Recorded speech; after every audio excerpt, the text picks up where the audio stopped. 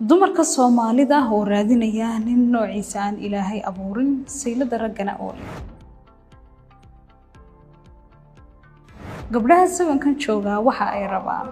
nin lacag leh aqoon leh qurux leh nin aan waligii la guursan xataa aan ku hawoon